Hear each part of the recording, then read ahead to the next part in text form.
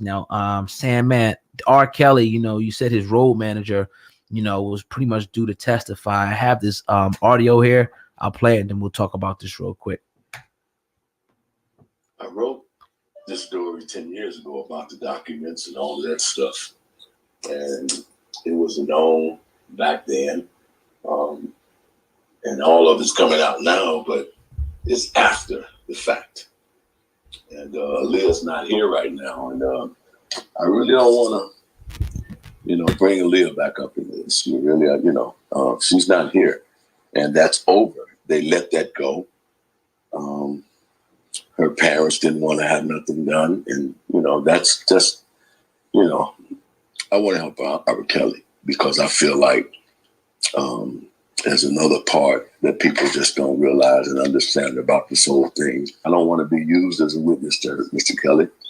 And so I ain't afraid to say that because I'm saying it so y'all understand it. That if you're prosecutors or were you just sent a subpoena? I was sent for. I was ordered to talk to them. And but I said what I wanted to say. Did that go well? Like, how did that go? Because it doesn't go well because nobody's looking at the big picture. People just looking at locking somebody up or trying to create a case. He's been a good person to everybody. I think that's where they should. I think we should help him more so than hurt him. So obviously, Sam, man, that's a audio excerpt right there from TMZ. My first time hearing that. Pretty crazy, there to hear him saying, especially toward the end. It seemed like he's really kind of apprehensive about even doing this whole thing. And then, witch hunt for R. Kelly. I'll let you go first, though, on your thoughts. This is my thing, right? Yeah. He's in the feds now. Right. They ain't letting him go again. So they're going to go to whatever measure they're going to go to get this dude. Right? Whether we think or agree it's fair or not. Here's my thing. The brother said that he wanted to help R. Kelly. Why didn't you help him then when you knew he had a problem? You sat around. You allowed it to happen. You wrote something 10 years ago about him and Aaliyah. Right. Why didn't you go seek the help now? Why let it get to a point where he's sitting behind bars and could be facing life and potentially other victims this happened to or whatever happened or dealing with whatever they're dealing with? Meanwhile, you sat back and allowed it to happen. And I don't blame you for not wanting to go and sit on the stand. Who would? It makes you sick.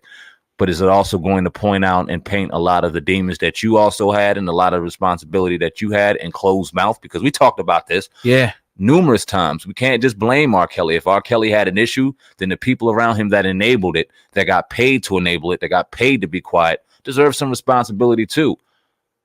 I feel bad for this brother to be forced to go and have to say something. But if you sat there and you were just as close as you were, tour manager or whatever, and you knew he had a problem then, why didn't you go as a man, put hands on him or whatever, and then go get him the help that he deserved then? I think I can answer that question. I think he said it. He said he was helping everybody. And I think that he, I'm not saying that is right. I just think that it was a lot of people that was on the payroll. A lot of people, one of the hottest R&B singers out there. They turned a blind eye to the situation. If everything even went down like they say it went down, we know the Aaliyah situation is obviously different, and it is what it is with that. But all the other stuff that they're accusing R. Kelly, but do you think that it sounds like this guy may not even believe some of that stuff, or what? What do you think? You think that he's like more so on R. Kelly's side and not really want to go against him, or what's your thoughts? He's definitely on R. Kelly's side. Whether he believes it or not, I think that he was closely involved with R. Kelly as it comes. He's his tour manager. He's seen behind the scenes. He watched him on the road. He sees and knows things. So he knows what's truth and what's false, and he doesn't want to go on the stand. And I don't blame him for wanting to not go on the stand. I think he's riding with R. Kelly. I think that you make a great point when you said that he took care of a lot of people. And this brother obviously may have a certain amount of loyalty, given how much he's probably been taken care of from R. Kelly. And he doesn't want to do what he has to do, but he's about to do it. He ain't about to go down with the ship. Nah. So at the end of the day, you still got to take responsibility in that, because why didn't you help him at the peak when he needed it if you genuinely cared, or was it just all for the money? I see a lot of people, writing in comments and stuff that they kind of still don't believe this, and they kind of think that the feds are reaching to try to go all the way back this far and try to pin this on them. Do you think R. Kelly stands a chance in hell given these recent developments, to walk away from this? No, I don't. And let me agree with those people. I think they're 1,000% reaching. I think they're 1,000% going to reach. I think that if they have anything, if they got a sniff or a scent of anything that they can use against this man, they're going to use it against this man to put him behind bars. We sat back and watched firsthand one of our first Fed trials, and we see how dirty they play. When they got their man and they want their man, they're going to get their man. And this happens to be a man that's gotten away once. And now they're not going to let him come back. It doesn't matter. And I talked and gave criticism to his legal team, R. Kelly's legal team, his counsel, his people around him, because I feel like since this started, this was poorly managed on their behalf. Letting him go up there and speak was poorly managed. People letting evidence drop, and all the stuff was just terribly managed. And if in fact he is innocent of the things they're accusing him of outside of the Aaliyah situation, what the hell are you doing as a unit, as a team? Right. To get this brother off? Like, come on. It's ridiculous what's going on. It's really sad to see what's going on with R. Kelly right now. If he needed help, he obviously needs help. He's dealing with some demons. Whether or not you believe he's innocent or not, we're watching something tragic happen because it's just all crumbling right in front of our eyes. Yeah, man. We'll definitely continue to keep you updated as we have over the past year and a half, which is R. Kelly indictment. Sandman, today, Nick Cannon. Friday, we were talking, about this whole thing. We wondered if Nick Cannon would respond to Eminem, and he did today, Sandman. And what do you think about Nick Cannon's diss to Eminem today, man? He unloaded or what? Unloaded. All right, look, it was called The Invitation. Yeah. It was with Suge Knight, Hitman Holla, Charlie Clips, and I believe Prince Easy. Somebody else was in that joint. Well, first off, we talked and we asked whether or not Nick Cannon should respond.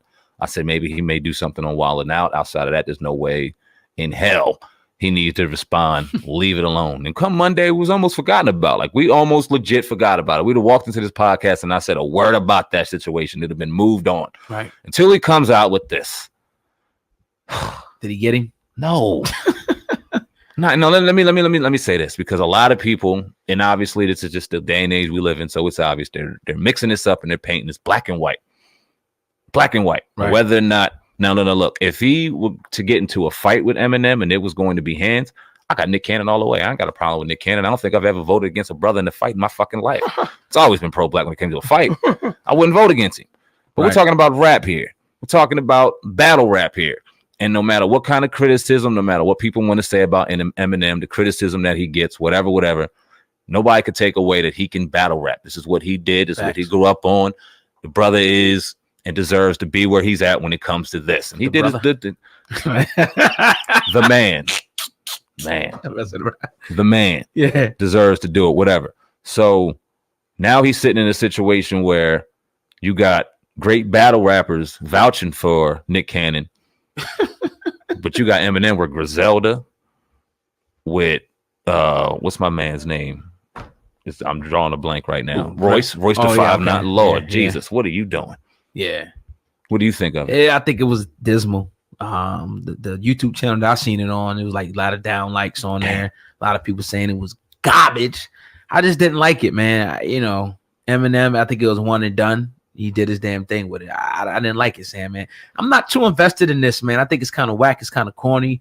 Now I know in that song that allegedly they were saying something about a gay sex tape with Eminem, and it's saying that Eminem's lawyers already contacted Nick Cannon about that situation today as well. It's just going to a place where it's getting real corny. But at least he did respond on wax, though. We got to give him that, even though it was corny to me. You would have took points away from Nick Cannon if he didn't respond on wax? No, as a rapper, but he did. I mean, it makes it a little bit more interesting, I guess. So somebody diss you gonna go back on wax and respond to him? It was whack. I didn't even know which one was Nick Cannon. Like, it was so corny. I think after Suge Knight, he was the one that kind of throwing the punt. I think he was the first one to rap. Okay. And then after that was Hitman, and then after that was Charlie Clips, and the brother in the middle was doing the hook. Think Eminem's gonna come back with something else? Nick Cannon said, and I quote, I mean, y'all gonna look at it right here on the screen. Somebody said, out of all the rappers Nick Cannon could have dissed, he chose a death would shake my head. Nick Cannon responded and said he got 24 hours. I can't even believe we talk about Nick Cannon and diss rapping and stuff in the same breath. Man, look, Nick Cannon is doing a lot out here for the culture. He's doing great things. He shouldn't have messed with this one. He should have left this shit alone. Yeah. You can't rap, brother. When it comes to when it comes to like wilding out and that kind of style, Right. that comical, theatrical style of comedy and rhyming and creativity, you dope. Do your thing. That's We why never you got got on a Nick show. Cannon show now, man. Which one? I don't know. The one Umar Cannon was on. class? Let's go on Cannon class. I'm gonna get on that one. Man, look, I don't know. You think Eminem's gonna respond to this? Nah. It'll be dope. I mean, just for he massacred him that first diss, man. Like it's over. If you hear Eminem, Griselda, and let's say a Royce come back at Nick, would it be good for hip hop? Because look, one thing I love is a good diss record. And you just said you sick of it already, and I was thinking, damn, is this kind of good? Because we ain't had a good beef and a good diss track. And not to say that the invitation was up to par like Drake and Pusha T back then, but Yeah, it's nothing like it. Just the one dude can't rap. damn. Now if it was Eminem and like Nas or something like that or something